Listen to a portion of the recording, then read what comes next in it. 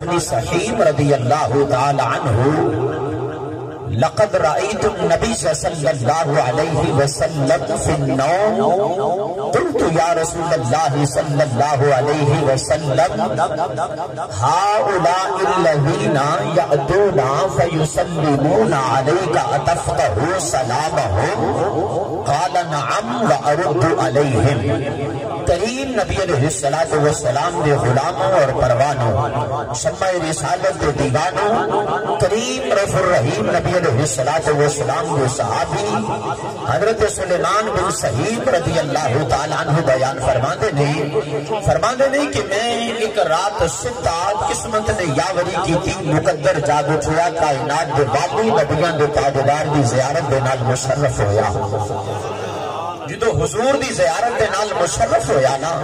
تے ہاتھ بن کے عرض کیتی لجبا لا فدا کا بی ابی و امی یا رسول اللہ تو اڈی ذات تو اما تے ابا قربان لجبا لا اے جڑے دیوانے پروانے تے مستانے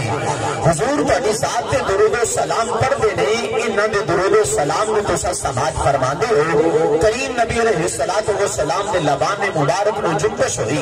رحمت دے پھول چڑھے کائنات دیوانی نے فرمایا سلیمان بن سحیم کی گل پہ کرنا ہی اے جڑے دیوانے پروانے تے مستانے ماں محمد دی ذات درود و سلام پڑھ دے نے میں انہاں پہچاننا ویاں انہاں دی اللہ دی بارگاہ چ شفاعت بھی فرمانا اور انہاں دے پڑھے ہوئے درود و سلام دا جواب بھی عنایت فرمانا۔ ابن سحیم رضی اللہ تعالی عنہ لقد رأيت النبي صلى الله عليه وسلم في النوم قلت يا رسول الله صلى الله عليه وسلم هؤلاء الذين يأتون فيسلمون عليك أتفقه سلامهم قال نعم وأرد عليهم۔ کریم نبی علیہ السلام نے غلاموں اور پروانوں شمع رسالت کے دیوانوں کریم رف الرحیم نبی علیہ السلام کے صحابی حضرت سلیمان بن سحیم رضی اللہ تعالیٰ عنہ بیان فرماندے نے کہ میں ایک رات ستا قسمت نے یاوری کی تھی مقدر جاگ اٹھیا کائنات دے باقی نبیان دے تاجدار دی زیارت دے نال مشرف ہویا۔ جدو حضور دی زیارت دے نال مشرف ہویا نا تے ہاتھ بن کے عرض کیتی لجبا لا فدا کا بی ابی و امی یا رسول اللہ تو اڈی ذات تو اما تے ابا قربان لجبا لا اے جڑے دیوانے پروانے تے مستانے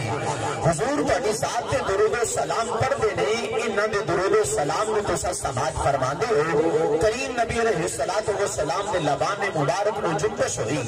رحمت دے پھول چڑھے کائنات دیوانی نے فرمایا سلیمان بن سحیم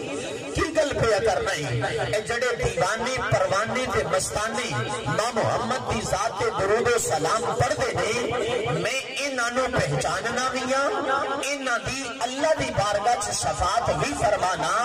اور انہاں دے پڑھے ہوئے درود و سلام دا جواب بھی عنایت فرمانا۔